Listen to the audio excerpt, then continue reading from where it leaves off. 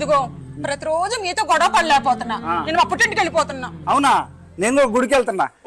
గుడికెళ్ళి ఎంత మొక్కున్నా సరే నేను మాత్రం తిరిగి రాను. నేను గుడికి వెళ్ళేది మొక్కు తీర్చుకోవడానికి. నువ్వు కూడా బావా, పక్కింటి పద్మ కొత్త చీర కొనుక్కున్నది బావా.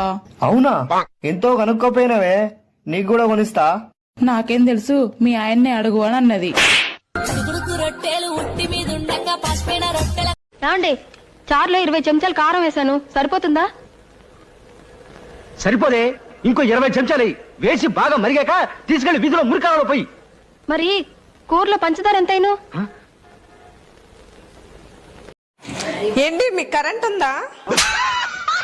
మీకు కరెంట్ ఉందా అని అడగండి, వినడానికి బాగోలేదు. మీ ఇంట్లో కరెంట్ ఉందా అని అడగండి.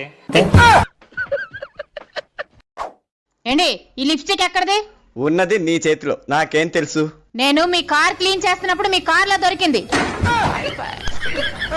నా కార్ నేను క్లీన్ చేసుకుంటాను కదా, నువ్వెందుకు క్లీన్ చేయాలి? ఆ సంగతి తర్వాత ముందు ఈ లిప్స్టిక్ ఎక్కడిది? అడుగుతుంటే ఆలోచిస్తారేంటి? నిజం నిప్పు లాంటిది, కాలిపోతుంది, చెప్పడానికి ఆలోచించాలి. మొన్న మన ఇద్దరం ఫంక్షన్కి వెళ్ళావా, అప్పుడు నువ్వు ఎంత అందంగా తయారయ్యావు. అప్పుడు మా ఫ్రెండ్స్ నిన్ను చూసి మీ ఆవిడ అంత అందంగా ఉంది కానీ పెదాలేంటి అంత నల్లగా ఉన్నాయి, మీ ఆవిడకు ఒక మంచి లిప్స్టిక్ కొనొచ్చు కదా అంటే కొన్నాను. మరి ఇది వాడినట్టుంది.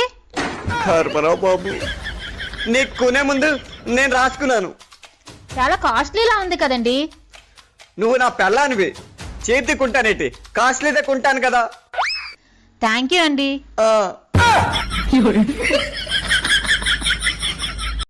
ఇదేం కొంపరా? మనకేమైనా భూమి జాగా ఉన్నదా?